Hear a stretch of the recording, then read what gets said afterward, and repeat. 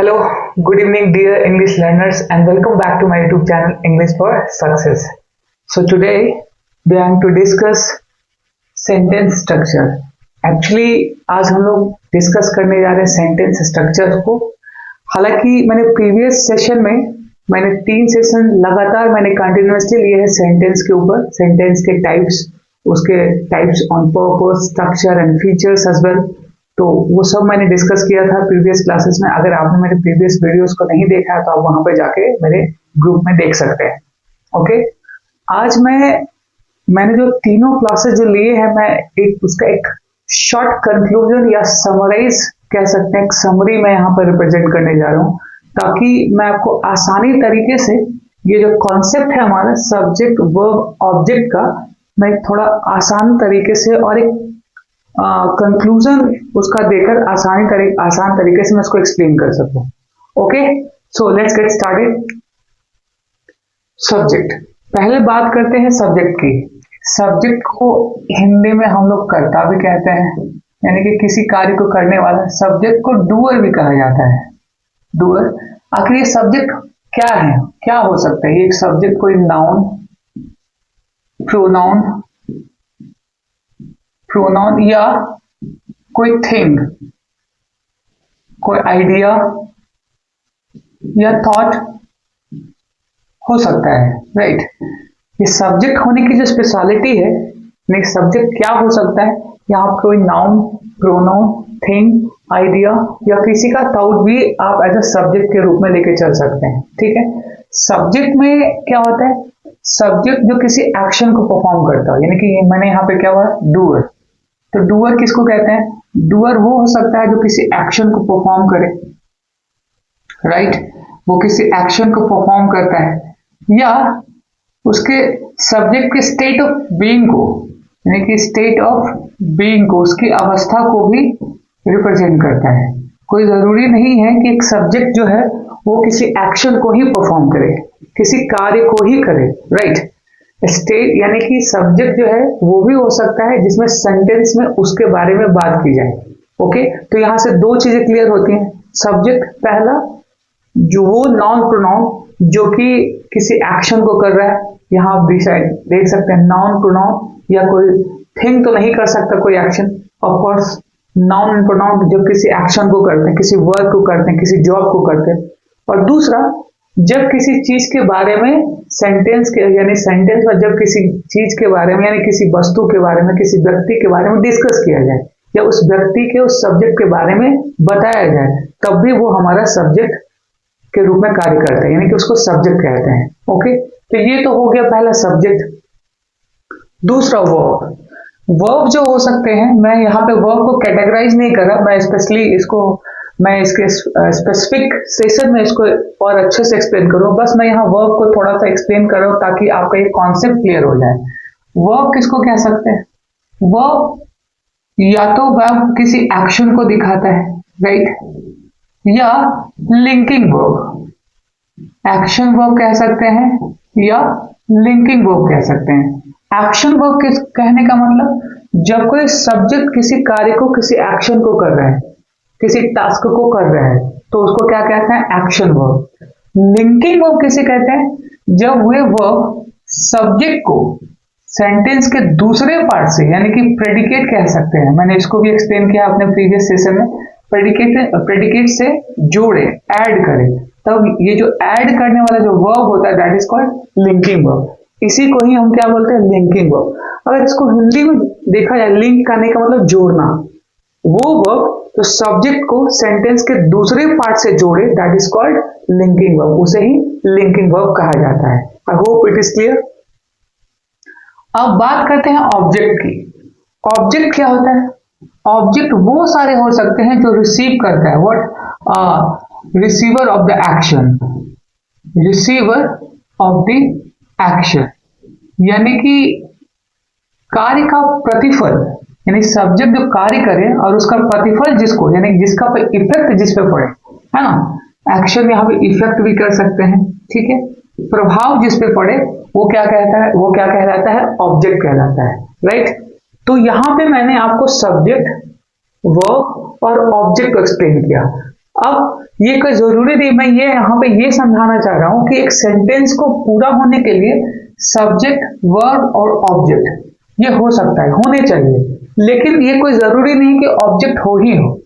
तो ये डिपेंड करता है वर्ब पे। वर्ब पे कैसे, मैं इसको अभी एक्सप्लेन करता हूँ।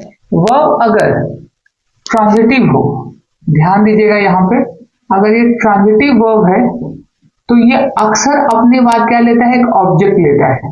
लेकिन अगर वही वर्ब इनट्रांजिटिव हो, राइट, यहाँ पे अगर वही वर्ब इनट्रांजिटिव हो तो इसको किसी भी ऑब्जेक्ट की जरूरत नहीं होती है।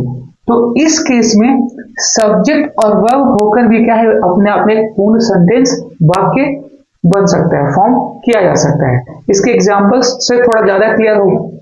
ट्रांजिटिव वर्ब क्या होता है, ट्रांजिटिव वर्ब को एक्शन वर्ब भी कह सकते हैं, यानी कि जितने भी ट्रांजिटिव वर्ब होते हैं वो एक्शन वर्ब हो सकते हैं। चलिए मैं इसको यहां पर लिख दे रहा हूं, जितने भी ट्रांजिटिव वर्ब हैं, राइट, ट्रांजिटिव वर्ब है equal to action verb, right, यानी कि कह सकते हैं जितने भी ट्रांजिटिव वर्ब है वो एक्शन वर्ब होते हैं। लेकिन थोड़ा सा यहाँ पे ध्यान रखिएगा, सारे ट्रांजिटिव वर्ब एक्शन वर्ब हो सकते हैं, लेकिन सारे एक्शन वर्ब ट्रांजिटिव वर्ब नहीं हो सकते, क्योंकि हमारी मेंटल फिजिकल स्टेट को क्या रिप्रेजेंट करता है, एक्शन वर्ब, है ना। यानी कि एक्शन वर्ब में क्या है, मेंटल और फिजिकल दोनों टाइप के एक्शंस इंक्लूड होते हैं।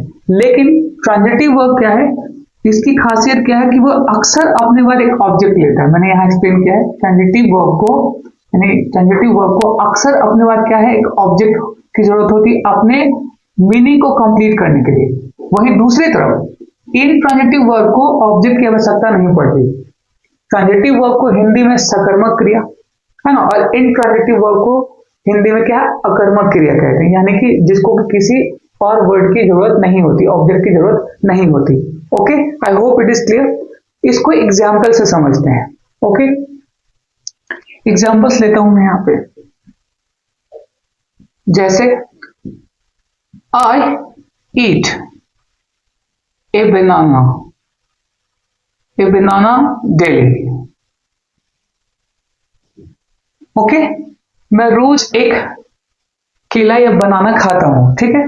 तो यहाँ पे आई क्या है, प्रोनाउन है, आप देख सकते हैं एक सब्जेक्ट की तरह काम कर रहा है, यानी कि आई क्या है, एक यहाँ पे सब्जेक्ट है, डूअर है, ये काम क्या कर रहा है, ईट करने का, यानी कि खाने का, डूअर है ये, और यहाँ पे एक्शन क्या कर रहा है, वर्ब क्या है, ईट, ये क्या है, ये मेन वर्ब है। अब यहाँ पे मान लिया जाए कि ये वाला पार्ट ना हो, अब बनाना डेली ये वाला पार्ट ना हो, आई ईट, तो ईट व्हाट, ईट के बाद कोई ना कोई एक ऑब्जेक्ट होना चाहिए, कोई ना कोई एक वर्ड होना चाहिए जो कि इस ईट को, यानी इस एक्शन वर्ब को कंप्लीट करे। तो उसके लिए यहाँ क्या आया है, एक बनाना। अगर डेली नहीं भी हो, ये क्या है, एडवर्ब ऑफ टाइम है, डेली क्या है, एडवर्ब ऑफ टाइम है। अगर ये नहीं भी रहे तब भी इसका कोई फर्क नहीं पड़ेगा इस सेंटेंस पे, लेकिन अगर ये नहीं रहे तब ये सेंटेंस कंप्लीट नहीं होगा, ये वाक्य कंप्लीट नहीं हो पाएगा, इनकम्प्लीट हो जाएगा। इसीलिए ईट को क्या चाहिए, एक ऑब्जेक्ट चाहिए, जो कि ऑब्जेक्ट के रूप में यहाँ पे कौन है, बनाना। अब ये क्या है, इस एक्शन का रिसीवर है, ठीक है। सब्जेक्ट क्या है, ये सब्जेक्ट है, डूअर है, एक्शन कर रहा है, एक्शन क्या है, खाने का, लेकिन ये इसका प्रतिफल किस पे पड़ रहा है, यानी कि रिसीवर कौन है, बनाना। यानी कि सब्जेक्ट अगर मान लिया मैं हो गया, ओके, और मैं एक्शन कर रहा हूं खाने का, लेकिन उस खाने का इफेक्ट किस पे पड़ रहा है, बनाना पे, ठीक है, तो वो हमारा क्या हो जाएगा, रिसीवर हो, यानी कि जो सब्जेक्ट के द्वारा किए गए कार्य को झेले, बर्दाश्त करे, that is called object. I hope it is clear. और एग्जांपल लेते हैं, दूसरा, आई टीच इंग्लिश, राइट। अब यहां पे मैंने एक और एग्जांपल लिया है, आई टीच इंग्लिश, तो यहां पे आई क्या हो गया, एक सब्जेक्ट, टीच यहाँ पे क्या हो गया, एक एक्शन वर्ब जिसको मेन वर्ब, और इंग्लिश यहाँ पे क्या हो गया, ऑब्जेक्ट, राइट। यानी कि आई टीच व्हाट, तो यहाँ क्वेश्चन आ रहा है क्या, अगर आई टीच मैं कोई पढ़ाता हूं, तो पढ़ाता हूं अपने आप में कंप्लीट सेंटेंस तो हो सकता है, मैं पढ़ाता हूं, लेकिन वही क्वेश्चन आएगा क्या पढ़ाता हूं, ठीक है। तो यहाँ पे क्या है, मैं इसके भी कॉन्सेप्ट को और थोड़ा आसान तरीके से, इजी वे में आपको एक्सप्लेन करूंगा। तो यहाँ पे इस टीच को क्या है, एक ऑब्जेक्ट की जरूरत है जो कि अपने अर्थ को, मीनिंग को कंप्लीट कर सके। तो टीच व्हाट, यहाँ क्वेश्चन आ रहा है व्हाट, तो इसका जवाब क्या मिल रहा है, इंग्लिश। ईट व्हाट, तो इसका जवाब क्या मिल रहा है, अ बनाना। ठीक है, तो ये क्या है, ये सारे हमारे ट्रांजिटिव वर्ब है और एक्शन वर्ब है। ईट, टीच, ये सारे क्या है, हमारे ट्रांजिटिव वर्ब है और एक्शन वर्ब है, जो कि दिखाता है कि हम एक्शन को, किसी कार्य को कर रहे हैं। अब मैंने यहाँ कहा इंट्रांजिटिव वर्ब, जैसे कि अगर मैं इसका एग्जांपल दूं इंट्रांजिटिव वर्ब का, तो मैं यहाँ एग्जांपल दे रहा हूं। स्माइल दे स्माइल हार्टली, दे स्माइल हार्टली, हार्टली का मतलब बहुत जोर जोर से, बहुत दिल से मुस्कुरा रहे हैं। ठीक है, तो यहाँ पे ये ऑब्जेक्ट नहीं है, ये एडवर्ब है। ठीक है, हार्टली यहाँ पे क्या है, हार्टली एडवर्ब है जो कि इस स्माइल को मॉडिफाई कर रहा है, ये ऑब्जेक्ट नहीं है। अब यहाँ अगर मान लिया जाए कि ये वाला पार्ट अगर नहीं होता, ये यहीं तक होता, दे स्माइल, तो ये अपने आप में क्या है, पूर्ण सेंटेंस है। वे लोग हंसते हैं, वे लोग मुस्कुराते हैं। क्या मुस्कुराते हैं, यहाँ पे कोई क्वेश्चन नहीं आ रहा है व्हाट, वो मुस्कुराते हैं व्हाट, नहीं, क्यों नहीं, यहाँ पे क्वेश्चन आना चाहिए व्हाट। ठीक है, तो व्हाट जब लगे तभी उसका ऑब्जेक्ट यहाँ पे हमको रखना पड़ेगा, या हम लोग को यहाँ पे एक स्पेसिफिक वर्ड को यहाँ पे रखना पड़ेगा इस मीनिंग को कंप्लीट करने के लिए। लेकिन यहाँ पे क्या है, ये एक इनट्रांजिटिव वर्ब है, ये क्या है, एक इनट्रांजिटिव वर्ब है जो कि अपने आप में पूर्ण है। इनट्रांजिटिव वर्ब को अपने बाद कोई एक्शन, से कोई ऑब्जेक्ट नहीं चाहिए होता। जैसे कि they run every day in the morning, वो लोग रोज सुबह में दौड़ते हैं। ओके, वे रोज सुबह में दौड़ते हैं, तो दे रन, रन व्हाट, यहाँ पे व्हाट का कोई क्वेश्चन नहीं आ रहा है, वो क्यों दौड़ते हैं नहीं कह सकते। ठीक है, अब ये मैं सबके साथ, आप सोच रहे होंगे कि मैं सबके साथ व्हाट का यूज कर रहा हूँ, आखिर क्यों, इसके पीछे का राज क्या है, क्यों मैं व्हाट का यूज कर रहा हूँ। तब इस चीज को हम लोग समझेंगे यहाँ पे ऑब्जेक्ट में। ठीक है, अब मैंने क्या कहा, ट्रांजिटिव वर्ब अक्सर अपने बाद एक ऑब्जेक्ट लेता है, जिसको कि समझना बहुत जरूरी है, ऑब्जेक्ट क्या होता है। ओके, चलिए हम ऑब्जेक्ट को देख लेते हैं कि ऑब्जेक्ट क्या होता है। ऑब्जेक्ट वो सारे वर्ड्स हो सकते हैं, यानी कि हो सकते हैं, वो सारे शब्द हो सकते हैं। ऑब्जेक्ट में भी क्या हो सकता है, ऑब्जेक्ट में भी हम किसी नाउन, प्रोनाउन,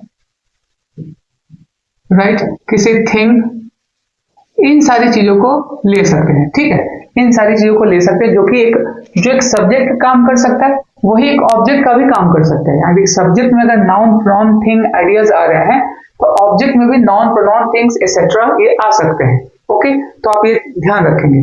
तो ऑब्जेक्ट को पहचानने के दो तरीके हैं, यानी कि इसके दो टाइप होते हैं। पहले ये समझ लेते हैं, एक होता है डायरेक्ट ऑब्जेक्ट, एक क्या होता है, डायरेक्ट ऑब्जेक्ट, और दूसरा होता है इनडायरेक्ट ऑब्जेक्ट।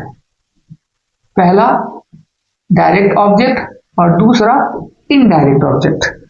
अब यहाँ पे एक दुविधा और आ गई, अब क्या होगी कि आप यहाँ पे कैसे पहचान पाओगे डायरेक्ट ऑब्जेक्ट क्या है, इनडायरेक्ट ऑब्जेक्ट क्या है। तो वही चीज मैं यहाँ एक्सप्लेन कर रहा हूँ। अगर डायरेक्ट ऑब्जेक्ट, अगर वर्ब अपने बाद कोई क्वेश्चन अराइज कर रहा है, जैसे व्हाट और हु, राइट, या हुम भी कह सकते हैं।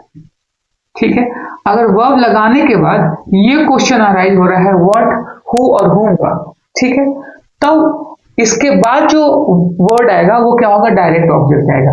लेकिन अगर वर्ब लगाने के बाद सिंपली हमारे एक क्वेश्चन आ रहा है हुम, और इसका जो हमें answer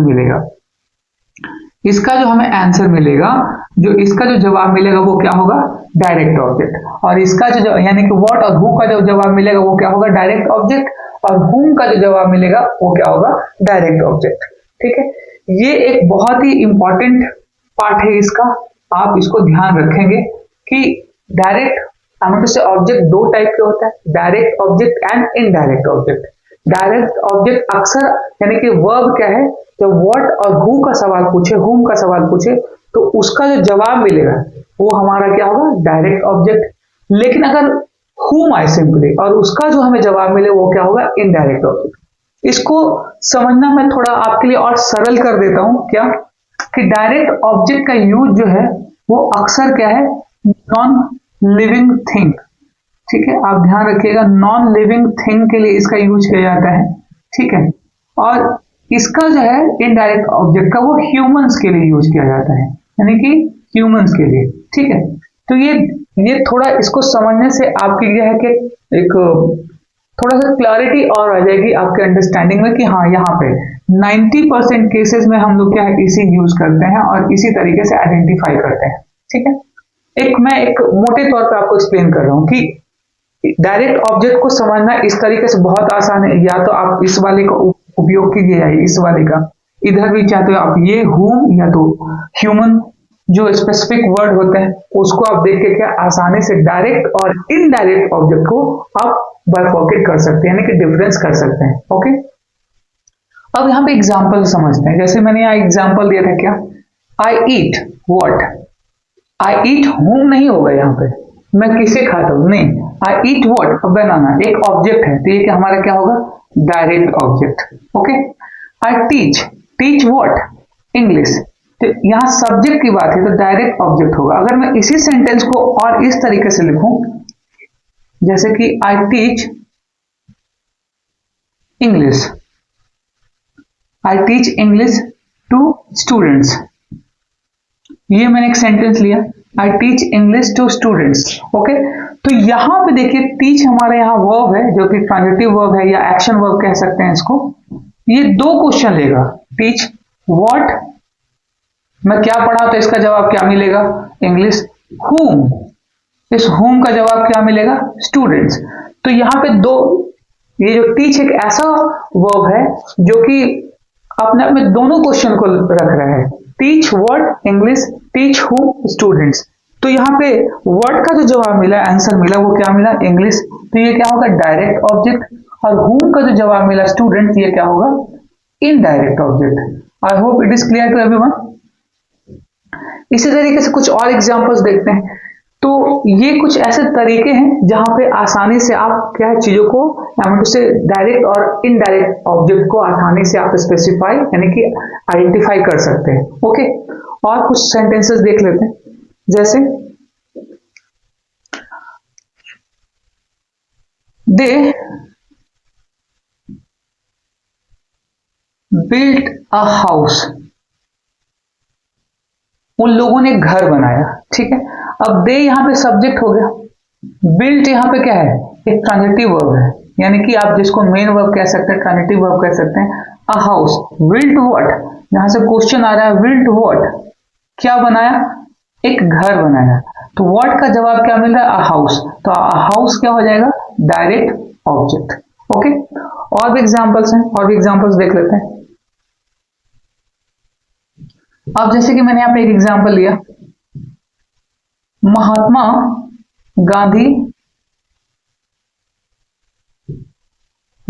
Gandhi was a freedom fighter, freedom fighter.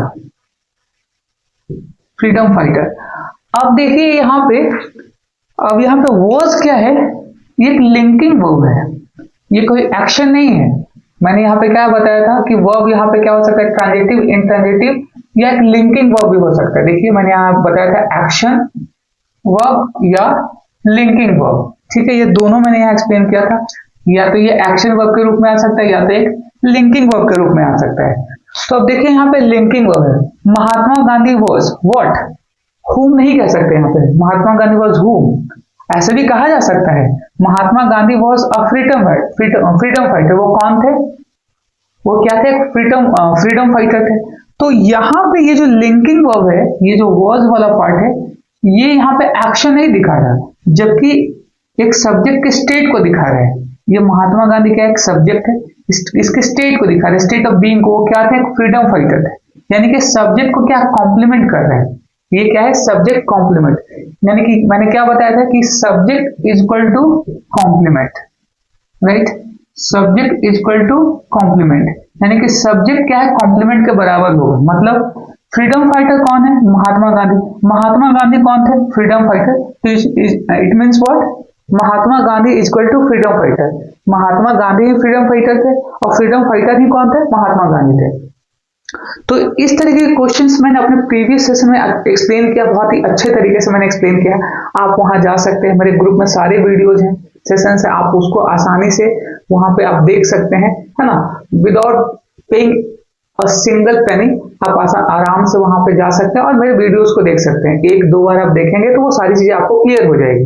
Okay, फिलहाल के लिए आप ये समझ जाइए कि यहाँ पे वर्स क्या है, एक लिंकिंग वर्ब है जो कि सब्जेक्ट को दूसरे पार्ट ऑफ द सेंटेंस यानी वाक्य के दूसरे भाग से इसको क्या है, जोड़ रहा है। ओके, तो यहाँ पे ये क्या है, ऑब्जेक्ट तो नहीं हो सकता, राइट। ऑब्जेक्ट अगर कहेंगे भी तो ये क्या हो जाएगा, एक डायरेक्ट ऑब्जेक्ट की तरह यूज किया जाएगा, फ्रीडम फाइटर की तरह। ओके, तो ये सब्जेक्ट हो गया और ये कॉम्प्लीमेंट हो गया, राइट। तो ये हम इसको क्या कह सकते हैं, इसको हम डायरेक्ट ऑब्जेक्ट कह सकते हैं, right. I hope it is clear to everyone. और कुछ एग्जांपल्स देख लेते हैं।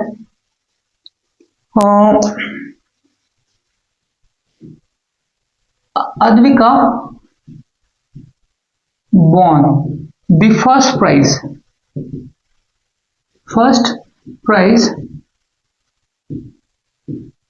in her school.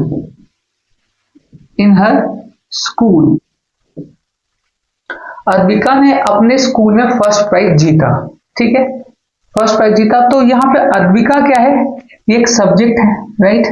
बॉर्न यहाँ पे क्या है, ये मेन वर्ब है, पास्ट इंडेफिनिट का है, विन का सेकंड फॉर्म होता है बॉर्न, ठीक। The first prize won what, फिर से यहाँ क्वेश्चन आया क्या जीता, व्हाट, तो इसका जवाब क्या मिल रहा है, द फर्स्ट प्राइज, ठीक है, क्या जीता, द फर्स्ट प्राइज। तो ये भी क्या है, एक ऑब्जेक्ट है, लेकिन ये किस रूप में है, एक फ्रेज के रूप में है, ठीक है, क्योंकि यहाँ कोई एक वर्ड नहीं है। अगर मैंने सिंपली कहा होता अद्विका वॉन द प्राइज, ठीक है, तब ये क्या होता है, एक ऑब्जेक्ट के रूप में, लेकिन ये क्या है, फ्रेज है, एक दो तीन वर्ड्स यहाँ पे जुड़ कर आए हैं। फर्स्ट क्या है, एडजेक्टिव है, प्राइस क्या है, नाउन है, द यहाँ पे क्या है, डिटर्मिनर है। ओके, तो ये क्या है, ऑब्जेक्ट केस में तो है, लेकिन किसके रूप में है, फ्रेज के रूप में है। अगर ये नहीं समझ में आ रहा है तो मैं यही आपको सजेस्ट करूंगा कि मेरे प्रीवियस सेशंस को आप वहां देखें, मैंने सबको क्लियर किया है, ठीक है। तो ये कंक्लूजन बेस्ड सेशन है जहां पे मैं हर एक चीज को एक्सप्लेन नहीं करूंगा। मेरा एक मोटो ये है कि मैं सब्जेक्ट, वर्ब और ऑब्जेक्ट को ही यहाँ पे एक्सप्लेन करूं, राइट। बाकी जो बेसिक चीजें हैं आप मेरे प्रीवियस सेशन में देख सकते हैं, क्लासेस में देख सकते हैं। ओके, तो अभी ये क्या हुआ, अब इन यहाँ पे क्या है, प्रेपोजिशन। चलिए मैं इसको भी थोड़ा एक्सप्लेन कर देता हूँ। प्रेपोजिशन क्या लेता है, अक्सर अपने बाद एक ऑब्जेक्ट लेता है। तो स्कूल यहाँ पे क्या हो गया, ऑब्जेक्ट।